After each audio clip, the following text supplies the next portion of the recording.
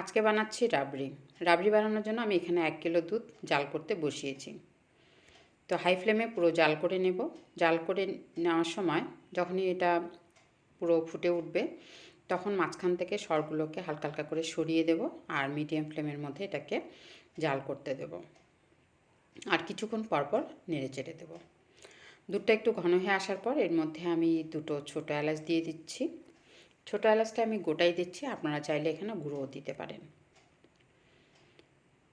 আরও কিছুক্ষণ জাল করে নিয়ে গ্যাসের ফ্লেমটাকে একদম কমিয়ে দিয়ে আমি এর থেকে কিছুটা দুধ বাটিতে তুলে নেব, এই 2 হাতার মতো।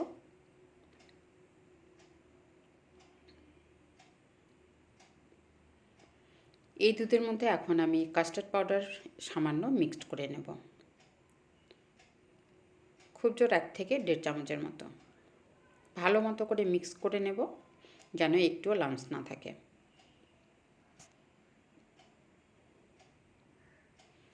এই কাস্টার্ডের মিশ্রণটা এখন আমি এই দুধের মধ্যে দিয়ে দেব। তো কাস্টার্ড পাউডারটা দেওয়ার সময় অবশ্যই গ্যাসের ফ্লেমটাকে একদম লো করে দিতে হবে। লো করে দিয়ে তারপর আমি কাস্টার্ড পাউডারটা মিডিলে দিয়ে অনবরত এটাকে নাড়তে থাকব।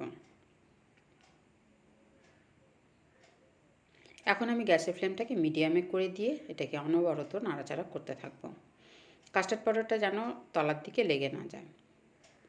তো আজকে আমি এটা ডায়াবেটিক পেশেন্টদের কথা চিন্তা ভাবনা করে চিনি ছাড়াই বানাচ্ছি। আপনারা এর মধ্যে চিনি ইউজ করতে পারেন। তো এটা আবারও কিছুক্ষণ আমি 5 থেকে 7 মিনিট আর কি মিডিয়াম ফ্লেমের মধ্যে এইভাবে জাল দিতে থাকবো।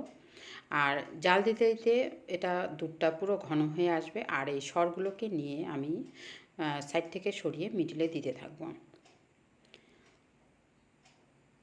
আবারও কিছুক্ষণ জাল করে নেওয়ার পর এটা পুরো ঘন হয়ে আসবে।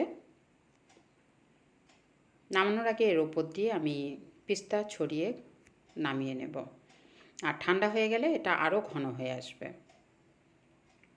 তো ব্যাস রেডি হয়ে গেল রাবড়ি।